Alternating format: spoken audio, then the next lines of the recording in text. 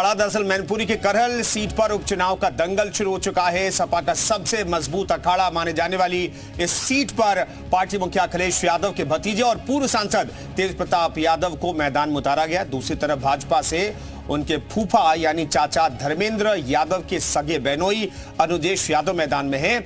ऐसे में राजनीति की ये कुश्ती रोमांचक हो चुकी है। सपा मुखिया अखिलेश यादव भी इस सीट से विधायक रहे, ऐसे में उनकी प्रतिष्ठा भी दांव पर लगी हुई है। तो तेज प्रताप हमारे साथ खुद इस वक्त बातचीत करने के लिए मौजूद हैं। तेज प्रताप, स्वागत है आपका जी मीडिया पर। जी बहुत बहुत धन्यवाद। कितनी आसान और कितनी मुश्किल लड़ाई है आपके लिए तेज प्रताप?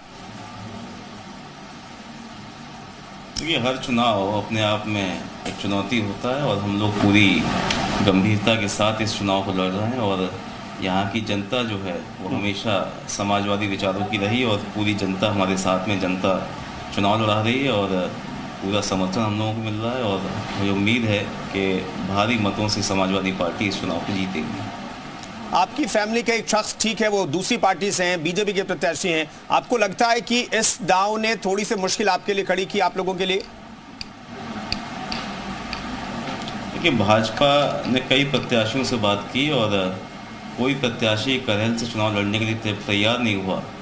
और तब उन्होंने जो है हमारे रिश्तेदार जो हैं उनको सामने उतारा। और जैसा कि मैंने कहा, हर चुनाव अपने आप में चुनौती होता है, लेकिन समाजवादी पार्टी का जो वोट बैंक है, जो यहाँ की जनता है, वो बहुत पहले से पार्टी के पक्ष में मन बना चुकी थी। और लोकसभा चुनाव खत्म होने के बाद से ही लगातार हमारी तैयारी इस चुनाव को लेकर थी। और बहुत अच्छा माहौल है, जनता का रुझान समाजवादी पार्टी के साथ में है। जो इतने सालों से भाजपा की सरकार लगातार सत्ता में है और लोगों को जो उम्मीदें थी, उन उम्मीदों पर पूरी तरह से पानी फेरने का काम भाजपा ने किया। और ख़ास तौर पर मैनपुरी और करहल में बहुत ही सौतेला व्यवहार सरकार का रहा। अभी तक, आज तक, इतने सालों में कोई भी काम सरकार की तरफ से ऐसा नहीं हुआ जिसको लेकर यहाँ के नेता या प्रदेश के नेता इनके ये कह सकें कि हमने यहाँ कोई विकास कराया या कोई बड़ा काम यहाँ के लिए किया है जिसके आधार पर वो वोट मांग सकें।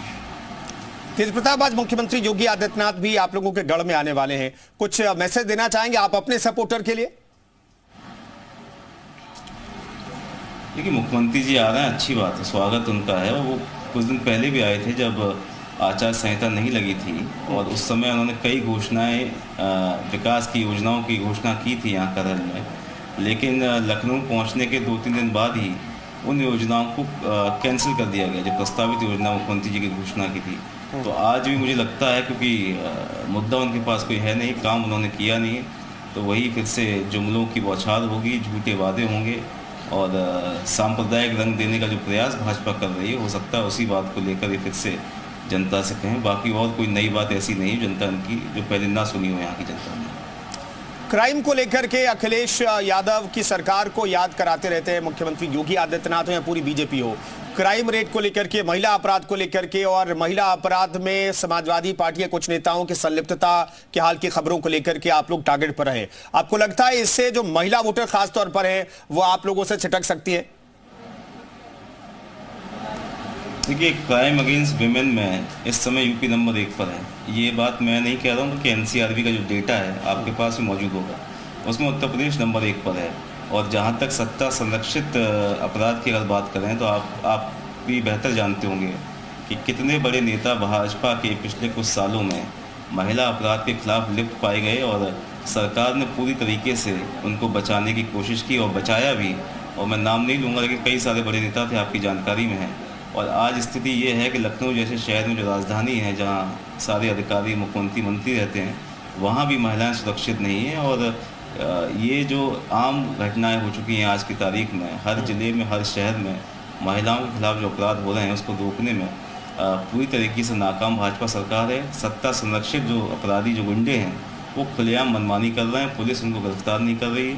और जो एनकाउंटर ये दिखाते हैं, वो फर्जी लोगों को एनकाउंटर करके सरकार अपनी पीठ को ठपठपा रही है। लेकिन जो असली अपराधी हैं, जो मोस्ट वांटेड हैं, जो हिस्ट्री शीटर हैं, जो भाजपा का पट्टा ओढ़े हुए हैं, उनके खिलाफ सरकार ने कोई कार्रवाई अभी तक नहीं की है। तेज प्रताप, एक लड़ाई चल रही है, पीडीए वर्सेस बटेंगे तो कटेंगे वाली लड़ाई भी चल रही है। आपको लगता है कि इसमें आपका जो फॉर्मूला है, अखिलेश यादव ने जो गढ़ा पीडीए का, वो कामयाब होगा करहल से लेकर के बाकी सीटों पर? देखिए, पीडीए की जहाँ तक बात है, लोकसभा चुनाव से पहले इस पीडीए परिवार को माननीय अखिलेश जी ने बनाया और उसका असर आपने देखा लोकसभा चुनाव में। और जो बहुत सारे ऐसे साथी हमारे पिछले दलित समुदाय के लोग थे जो इनके अच्छे दिनों में या इनके सबका साथ सबका विकास के नारों में वोट देते रहे और लोगों को उम्मीद थी कि शायद ये सरकार कुछ करेगी, लेकिन 10 सालों में न तो रोज़गार मिला, न किसानों की खुशहाली आई, न अपराध कम हुआ। तो लोगों का मन जो है पूरी तरीके से हट चुका है। लोग इनकी जो नीयत है भाजपा की उसको समझ चुके हैं और पीडीए ही वो कारण है जिससे भाजपा डरी हुई है। आज जो तमाम बड़ी संख्या में पिछले दलित समुदाय के लोग, अल्पसंख्यक समुदाय के लोग आज जो इकट्ठा हो रहे हैं एक मंच पर, उससे भाजपा को ये आशंका है कि अब सरकार उसके आगे आने वाली नहीं है और उसी के खिलाफ गलत बयानी करते हैं और कटने की बात करते हैं, बंटने की बात करते हैं। वहीं समाजवादी पार्टी जिसने हमेशा जोड़ने का काम किया, लोगों को मुख्यधारा की राजनीति में लाने का काम किया, और आप जानते हैं कि जो जोड़ेगा वही जीतेगा और जो जोड़ने वाले को हमेशा जनता साथ देगी और जो बांटने की बात करता है जनता उसके साथ ही रहेगी। नहीं तेज प्रताप, वही तो बीजेपी के लोग कहते हैं और मुख्यमंत्री ने कहा कि भाई आप जुड़े रहिए, बटिए मत, जाति धर्म संप्रदाय में बटिए मत, जुड़े रहिए। नहीं तो वो तो जो है पीडीए के लोगों को कह रहे हैं बटोगे तो कटोगे, तो हम लोग कहीं बट नहीं रहे हैं। पीडीए के लोग अब समझ चुके हैं भाजपा की नीयत को, उनके असली चरित्र को, और कहीं बटने वाला पीडीए का वोट नहीं। जब वोट खुलेगा यहाँ पर 23 तारीख को, और यहाँ नहीं बल्कि 9 की 9 विधानसभाओं में जब वोट खुलेगा, तो आप देखेंगे कि तमाम ऐसे वोटर्स जो अभी तक भाजपा के साथ में थे उनका वोट भी समाजवादी पार्टी के पक्ष में जाएगा। तेज प्रताप, इस साल की शुरुआत में और इस साल के आखिर में, चूंकि अब इस साल खत्म होने वाला है, 11वां महीना चल रहा है, शुरुआत में लोकसभा चुनाव हुआ और आखिर में विधानसभा चुनाव हो रहा है, उपचुनाव हो रहा है। मैं ये जानना चाहता हूं आपको क्या लगता है क्या बदला है, क्योंकि बीजेपी कह रही है कि भाई जो आप लोगों ने एक आडंबर खड़ा किया, जो झूठ फैलाई, जो अफवाह फैलाई आप लोगों ने कि भाई संविधान खतरे में है, संविधान को बदल देंगे बीजेपी वाले, वो चीजें अब खत्म हो गई है, जनता उससे ऊपर उठ गई है। तो आपको लगता है स्थितियां बदली है लोकसभा चुनाव और विधानसभा के उपचुनाव के बीच? देखिए, भाजपा, देखिए आडंबर और अफवाह हम लोग नहीं फैलाते। अफवाह फैलाने का काम बीजेपी का बहुत पुराना है। दुष्प्रचार करने में अगर कोई पार्टी सबसे माहिर तो बीजेपी है। और जहाँ तक संविधान की अगर बात करें तो मैंने तो आपके चैनल पर भी देखा, जो बीजेपी की मीटिंग हो रही थी लोकसभा चुनाव से पहले, कई नेताओं ने खुले मंचों से कहा कि अगर 400 सीटें आ गई तो हम संविधान को बदल देंगे। ये उनके नेताओं के बयान है और जनता ने इस बात को समझा। और जो ये कहते थे कि उत्तर प्रदेश में 80 में 80 सीटें जीतेंगे, उनको जनता ने आईना दिखाने का काम किया। और बीजेपी का जो झूठ है, जो फरेब है, जो 10 सालों से सबका साथ सबका विकास जिस तरह से कर रहे हैं, वो सब लोग जान चुके हैं। और अब भाजपा से, उनके वादों से, नारों से, जुमलों से लोग उब चुके हैं। वही घिसी पिटी पुरानी बातें इनके हर मंचों से होती है। जनता को नया देखना चाहती है, जनता चाह रही है विकास हो, जनता चाहती है सुरक्षा मिले और सभी लोगों को समान अधिकार मिले और सभी लोगों को समान रूप से रोजगार मिले। तो ये मांग बहुत बड़ी है। और जहाँ तक किसानों की अगर बात करें,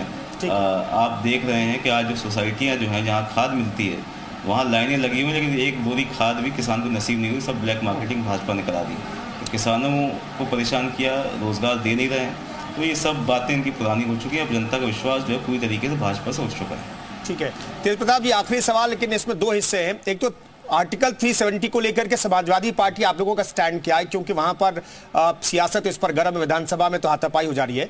दूसरा सवाल है कि बीएसपी का फैक्टर कितना महत्वपूर्ण है, क्योंकि जो आप पीडीए में डी फैक्टर है उसे प्रभावित बीएसपी कर सकती है।